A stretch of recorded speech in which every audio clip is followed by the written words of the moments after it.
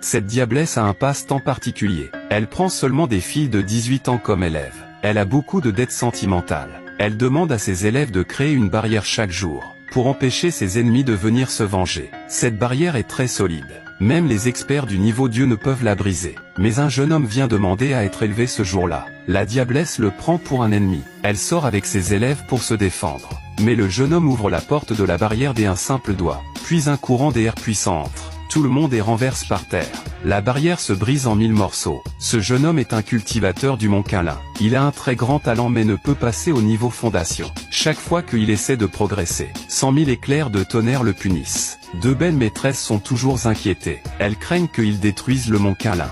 Donc quand il essaie de progresser, elles créent une barrière ensemble pour arrêter le tonnerre. Mais avec le temps, la puissance du jeune homme augmente. Les éclairs de tonnerre deviennent plus puissants. Les deux maîtresses n'ont plus la force de lutter. Donc elles trouvent une bonne solution. Elle lui arrange 10 000 fiançailles. Quand il aura rempli ses fiançailles, il perdra son cœur de cultivateur même s'il ne meurt pas de fatigue. Donc elle trompe le jeune homme pour qu'il descende de la montagne. Il pourra passer au niveau fondation en remplissant la tâche. Sa première fiancée est la sainte du culte démoniaque. Mais le jeune homme vient de trouver le clan. La diablesse le prend pour un ennemi. Le jeune homme ne sait pas que sa puissance est énorme.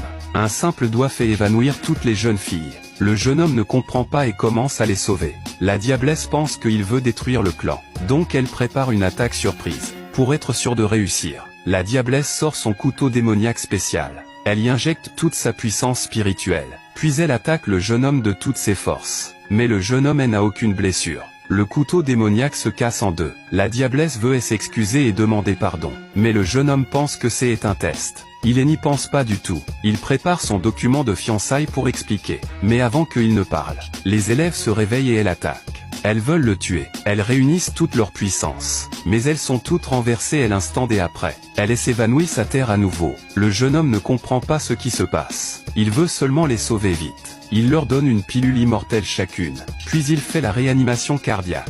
La diablesse pense qu'il humilie ses élèves. Donc elle prépare une autre attaque surprise. Mais aucun des deux ne s'attend à la suite. Les élèves qui venaient de s'évanouir volent maintenant dans les airs. Leurs blessures sont toutes guéries. Leur puissance augmente de 3 niveaux. La diablesse se souvient des pilules qu'il a données. Ces pilules sont incroyablement puissantes. Elle réalisait que le jeune homme n'est pas ordinaire. Donc elle change des attitudes et elle invite à entrer. Pour le prendre comme appui, la diablesse accepte qu'il soit son élevé. Elle accepte aussi de se baigner avec lui. Au début la diablesse n'est pas d'accord. Mais la pression du jeune homme la retient. Elle n'ayant pas le choix, la diablesse enlevait ses vêtements. Elle pratique le double cultivation avec lui. Le lendemain, la diablesse est emmenée au concours du clan. La